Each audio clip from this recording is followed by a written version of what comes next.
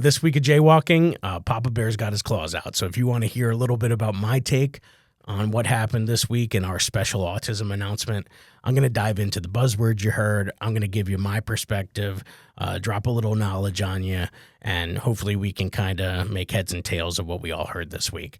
I hope you liked the episode. Please share it with people. I think a lot of people need to hear this information.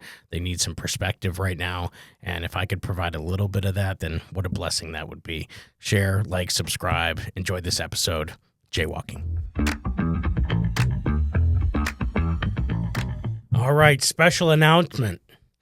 Tylenol causes autism. What the heck was going on there? I could not wait for this announcement to come out to just see what he was. I was waiting for him. Then he's talking about Cuba has no kids with autism. I'm like, what are you talking about, man? Like that, like what is it because of the cigar smoke? What the cigar smoke in Cuba cures autism? What are we going to do next? RFK is going to have an initiative where we're going to start putting smoking back into hospitals. Every delivery room, you need to smoke that cigar, whether it's a boy or a girl, before you deliver. Like, it'll also lower the birth weight. So, we're making America healthy again. No fat babies. That's what we call two birds, no autism.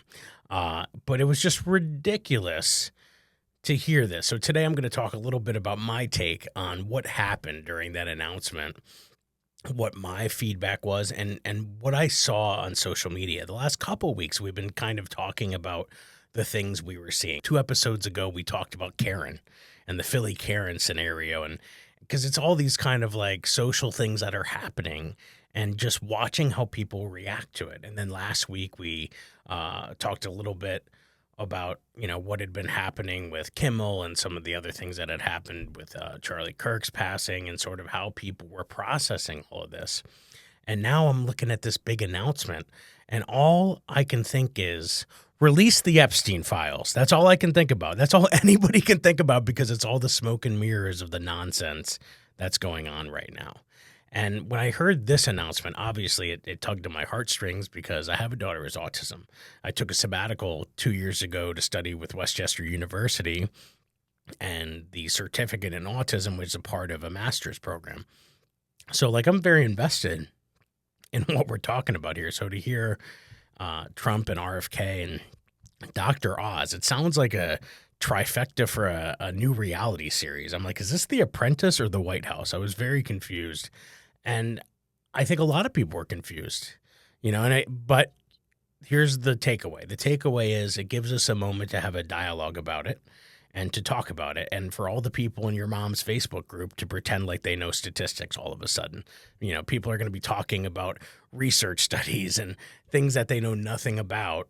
But I think it'll be an opportunity for us to have a dialogue about it. First off, what is autism? Let's start there, right? It's a neurological condition, right? So it's a part of the brain is wired a little bit differently. Certain synapses are firing differently.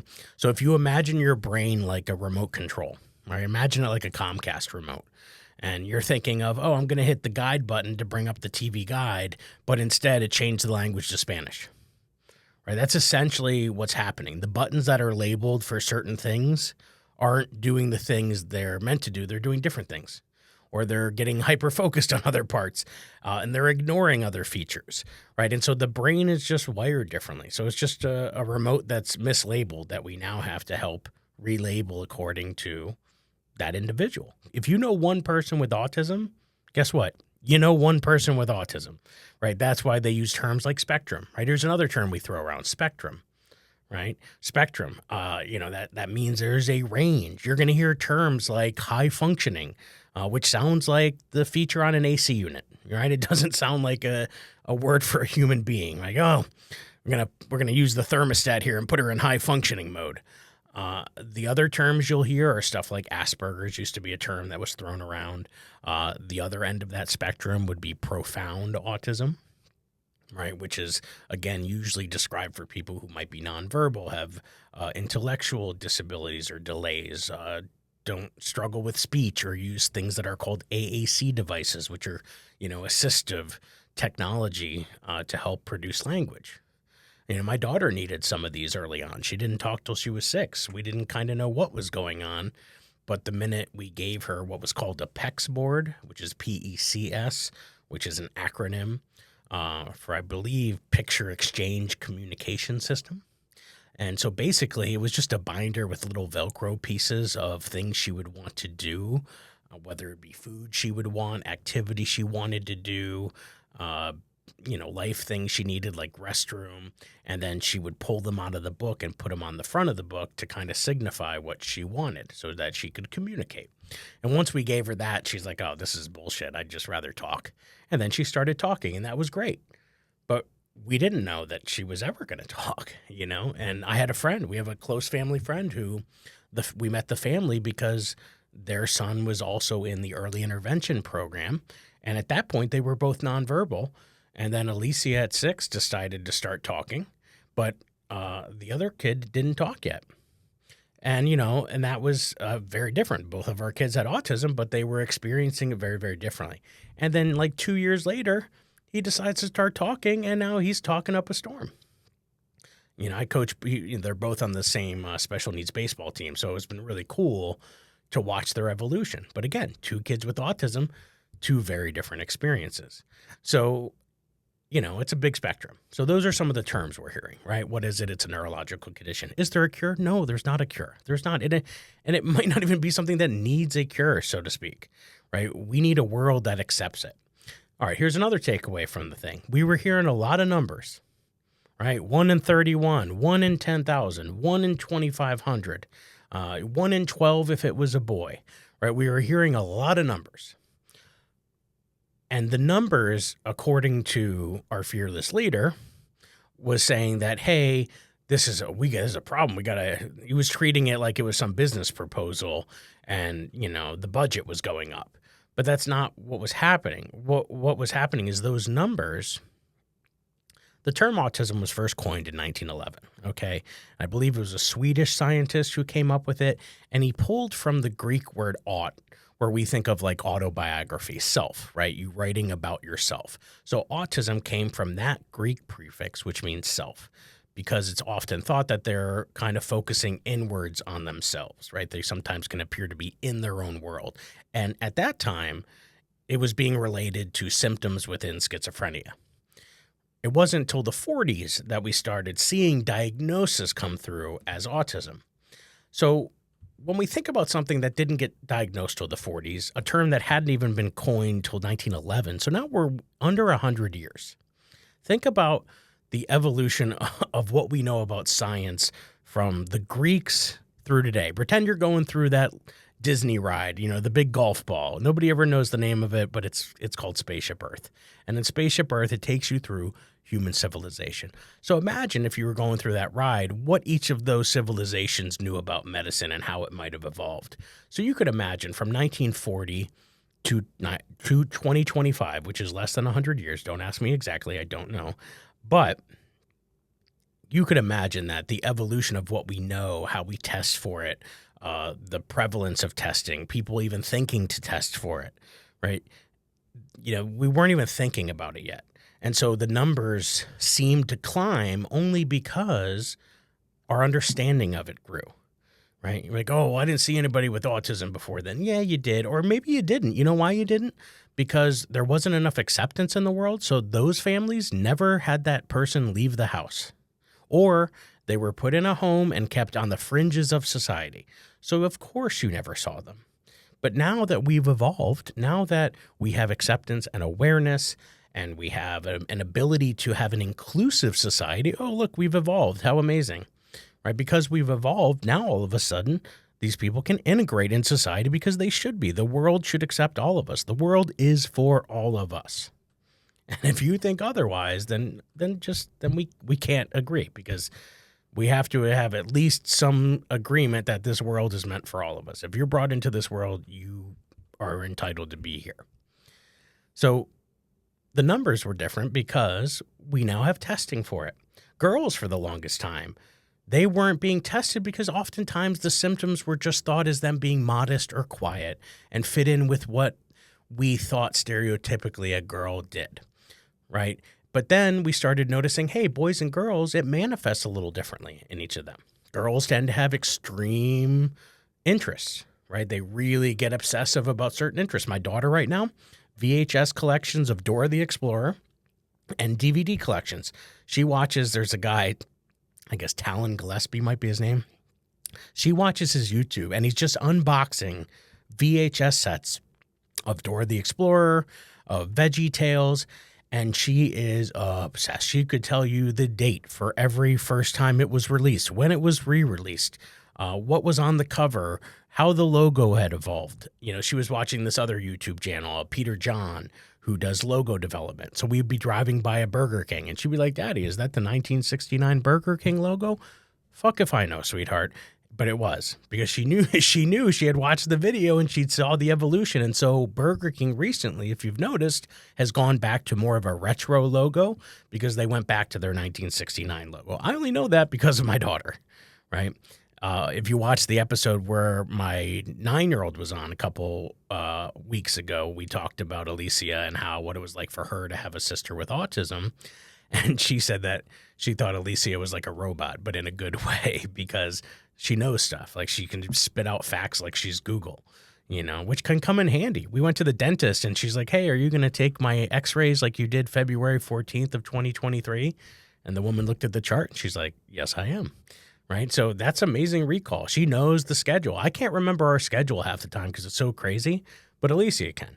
So that's a huge help to us in the family when I'm scatterbrained and don't have my phone on me. She kicks out it.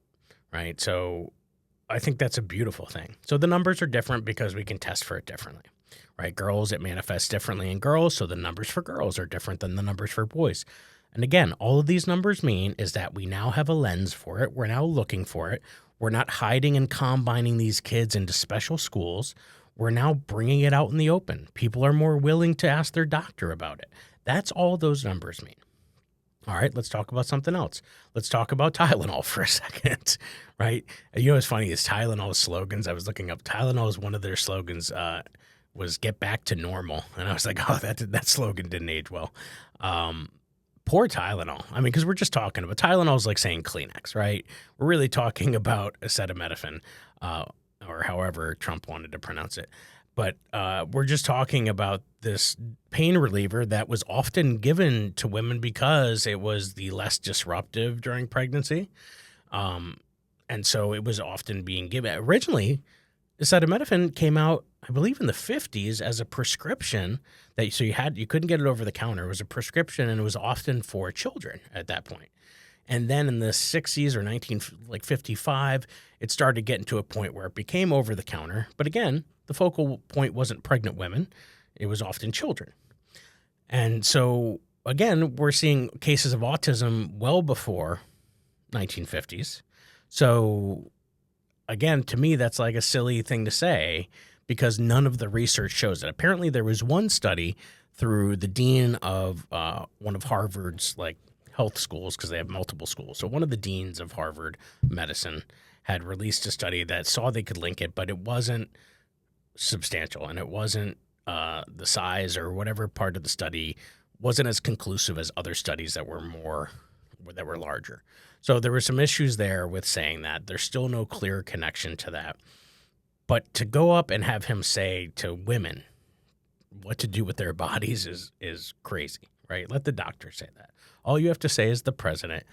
You know, if you're going to make a big deal about something, then make it about something that can not scare or put fear into women, right? To tell women what to do and what not to take when I couldn't imagine somebody listening to him being like, oh, that's sound advice. Remember when he told us to put bleach in our bodies? Remember when he told us to inject bleach into our bodies because of COVID? You remember that, Jem? Yeah, this is the same guy.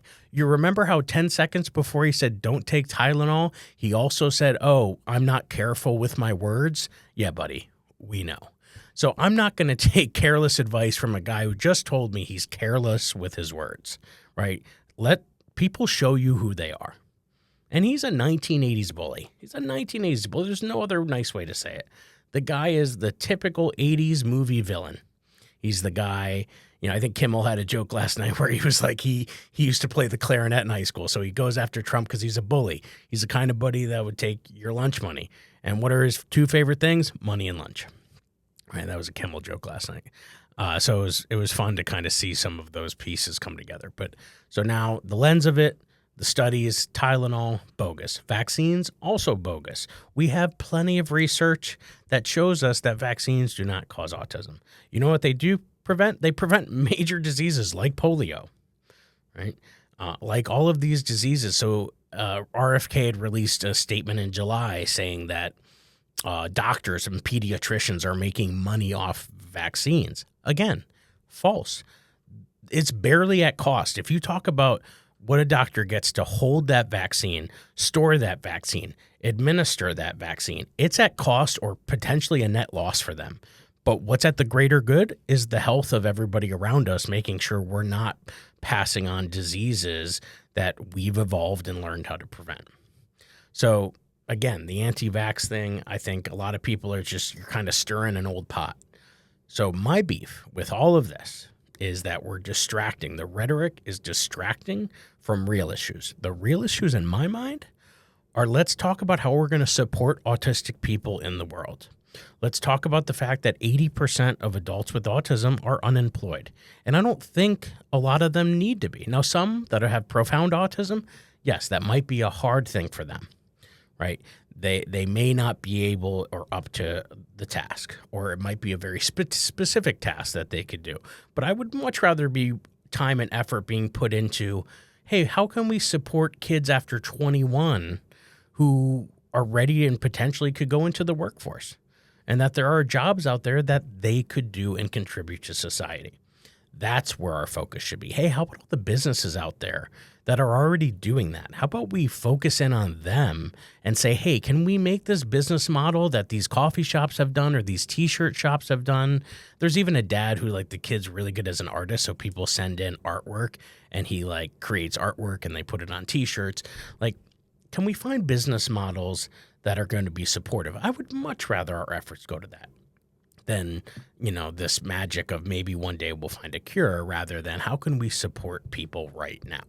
How can we make sure that we're not taking funding from the school? How can we make sure we're not taking funding from projects like Art Reach Philadelphia? There's an organization where if you have a PA access card, not just autism, but if you have a PA access card, meaning you're eligible for food stamps, you get special programming from the state. If you have this yellow access card that we have for Alicia, you can go, there's a list between like Philly and Delaware and Jersey of cultural locations you can go to for $2 a person for up to your family of 4. So now I could take the family to Longwood Gardens for $8. Why? Because we want to make the arts and everything in culture accessible to everybody. And if I had to drive all the way down to Philly, pay for parking, let's say Longwood Gardens cost $25 a person, so now I'm in it for $125. I get in there, Alicia has a meltdown, something happens, whatever, we have to leave. Well, now I'm out $125. I'm not willing to take that risk. I'm not willing to go out anymore. So we're trying to get to a level where these families don't have to hide anymore. I spoke about this a while back when my daughter was in kindergarten. She had a teacher who we were just kind of butting heads with at first. And it was, her first time in kindergarten. She wasn't in a special program. She was just in a kindergarten class. So we were kind of nervous and tentative. But my wife and I teach at the district too. So it's basically almost like a colleague of mine, even though we're not in the same building. And I could tell through the email exchanges that things were just kind of getting tense, kind of like any of the comment sections on social media right now.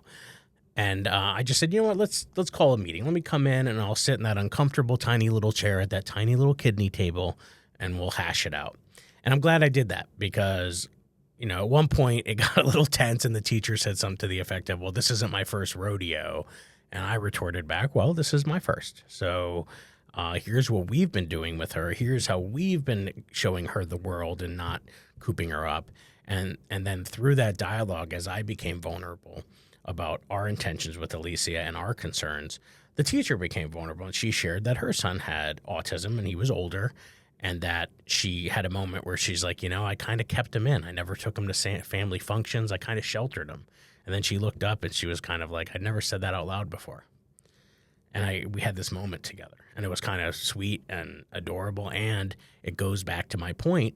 The reason you might not have seen these kids out because people like her, rightfully so, were afraid to take their kids out in public.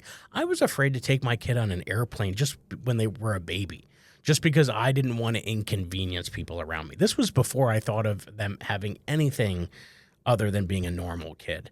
I was like, oh yeah, we'll make little baggies for the people around us with earplugs. And my wife's like, are you crazy? Like, she's a kid. She's allowed to cry, right? It doesn't matter. You can take kids to a restaurant. You shouldn't be sheltered because you might be an inconvenience. If we're out in public, then that's what public is. Public is for everybody. So we need to be focused on rhetoric that's more inclusive, not rhetoric that's separating us and pitting us against each other and putting blame on other people. We should be about solutions. And all that came out of Monday for me was problems. You know, what's funding going to look like? Is this justification to pull back funding because, oh, this could have been prevented? And how dare you make a woman or a mother think that this was her fault? Because you know what? That fever that mother might have had during pregnancy could have done way more damage than having a kid with autism would have. And that's the issue with a lot of pregnancies. If you look at what a fever would have done during pregnancy if it goes and prolongs on and how that affects the fetus, then, you know, if the thing's between taking Tylenol or not, you take the Tylenol if your doctor tells you to take the Tylenol. And for a woman to be sitting there after Monday wondering if she caused this, I mean, that's something that they were already wondering. And now for you to come out and have a special meeting all because you don't want to release the Epstein files is ridiculous. And shame on you is really what it is. Shame on you. You're presiding over the country. That's how you're going to preside over your people, is tell the women that they might have caused this for their children. I mean, that's deplorable. It's disgusting. There's no other way around it. There's no other words for that. It's disgusting. And I'll look you right in the camera and I'll tell you, you were disgusting for saying that. Because any woman knows, and if you're a mother with a kid with autism, and I've mentioned this before, there are studies that show that the stress levels of those women equal the combat veterans, right? Because they're constantly worried about the environment they're in and if their child is safe, and what if they elope, and what if they get away and then they don't have speech, and you know, what if somebody interacts with them and doesn't understand what they're doing, right? I mean, I'll give you a couple examples from my own life. You know, we're very lucky with Alicia. We had her in early interventions before she was 18 months. We were already identifying things. Why? Oh, I don't know, because there's information out there now. Because my wife and I are teachers, and my wife specialized in special education, because we weren't going to deny the fact that we were seeing things that weren't adding up. And a lot of families are afraid to admit that something's different about their kid. You want your kid to be healthy and normal and hit all the milestones. And when some of them don't, you sweep it under the rug a little bit. But we weren't doing that. We saw the tiptoeing. We saw the fact that she had selective hearing for certain things. We saw the differences in how she was eating and her changes. And, you know, we noticed, oh, okay, there's something off here. And that's what had us get her evaluated so young. But if people hadn't been doing that earlier, if we didn't have people setting tests for this and screening for this, then we wouldn't have had the information by then. So what a blessing, right? But even still, Alicia has her challenges. Like even now, she when she gets into a mood and she gets dysregulated, right? Because, you know, her body is just stressed over something and she doesn't know how to express those feelings. Like she's like a teapot without a spout, and it's been sitting on the burner all day.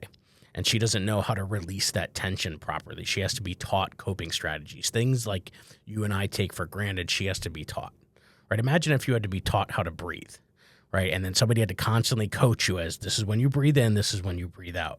Now, it's not that serious, but for certain coping mechanisms, like, is this a big problem or a small problem? Are we having big feelings? Why are we having big feelings? Do you need a squeeze?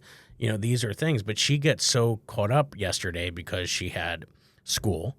Then when she got school, we have her day on Wednesdays where she goes to music therapy for a half hour, which is about a half hour away. So we got to plan for that timing.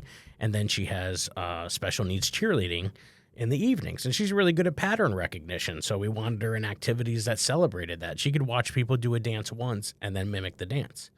So we wanted to support that.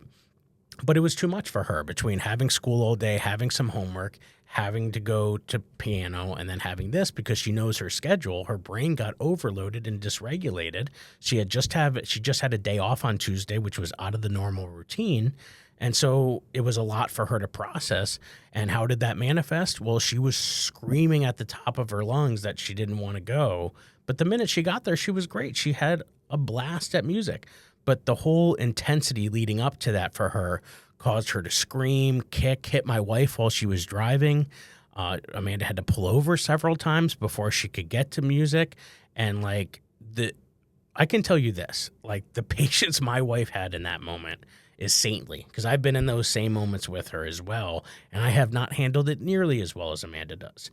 Amanda knows how to give her choice. Amanda's teaching her how to fish, and sometimes I'm only capable of giving her a fish, and so I have to watch and learn.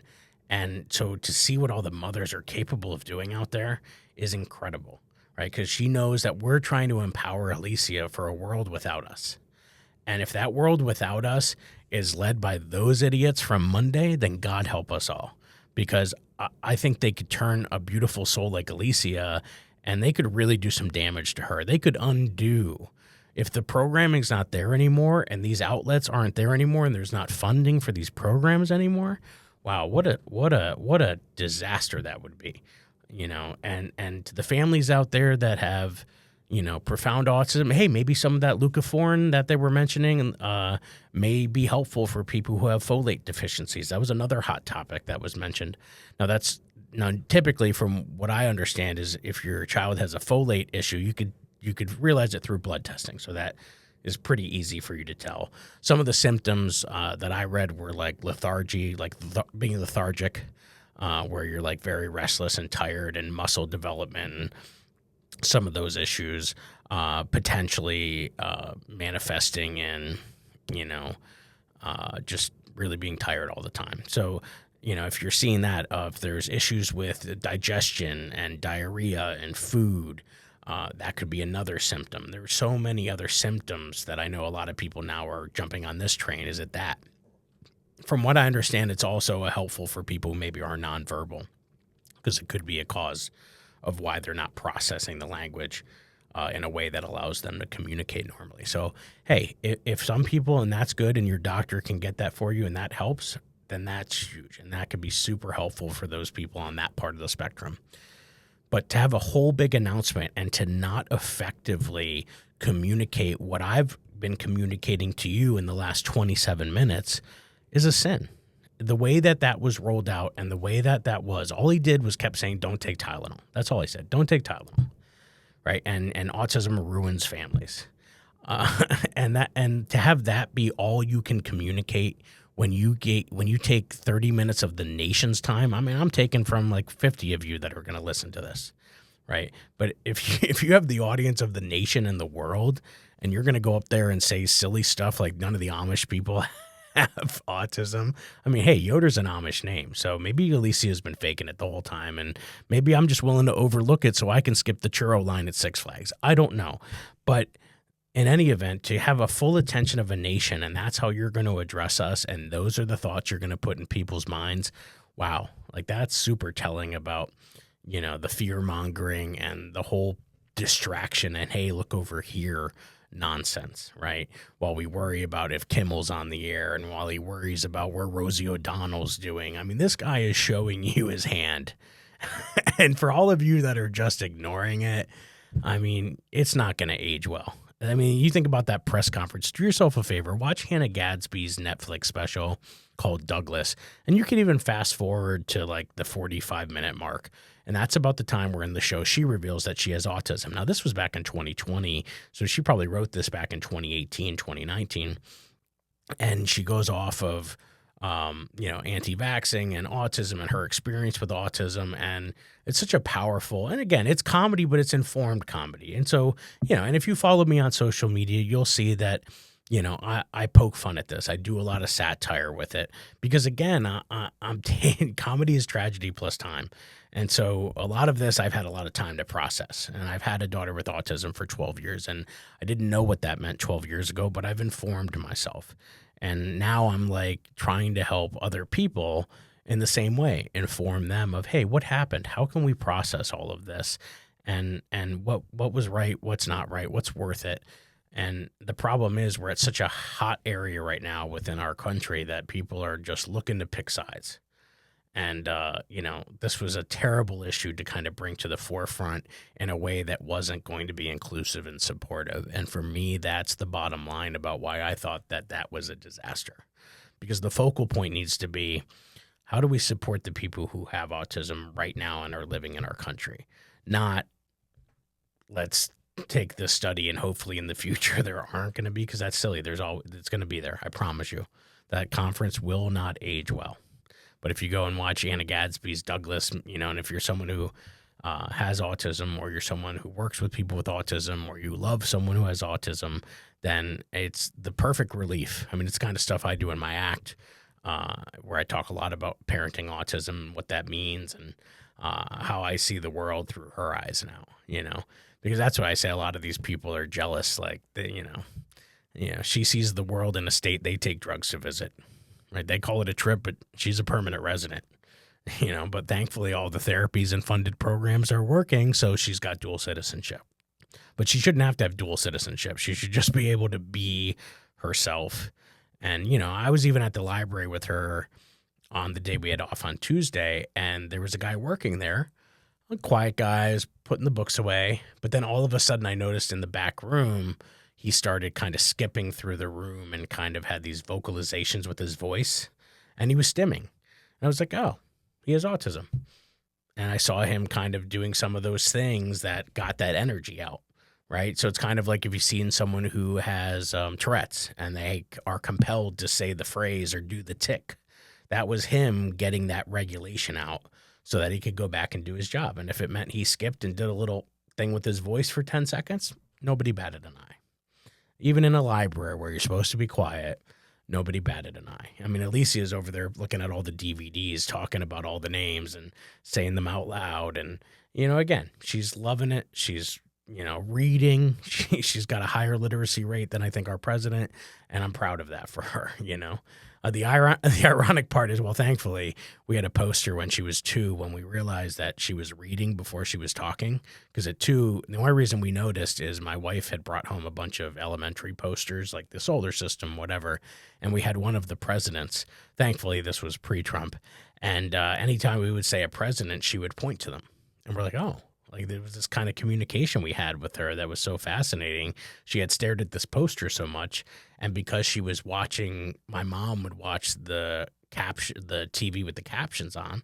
Well, we put it together, and we're like, oh, she taught herself to read because she spent so much time in Grandma's room because Grandma used to watch her, that she taught herself how to read through the captions on the TV, right? So for a while, she was just watching way too much Dr. Pimple Popper. But eventually, because of all the posters we had, she started reading the posters, and it was kind of cool to, like, I have video of me saying the presidents and her pointing at them, and it was kind of cool to see, like, oh, wow, she's taking it in, and she's like Neo in Matrix in the chair. She just didn't spit it out yet because she was too busy taking it all in. So assume competence if you see someone with autism or any disability. Do yourself a favor. If you're not aware and you don't know what to say, you don't have to say anything. Just assume competence, right? Don't talk to them like a baby. If somebody's in a wheelchair, don't kneel down to them. Just talk to them like they're your friend or they're any other person you ever met. Assume competence until told otherwise. You do those simple things, you're going to be a good human being. You're going to be not a bully, and maybe you'll learn something and make a new friend that day. All right. That's all I got for you this week. Thanks for jaywalking with me. I'll see you next week.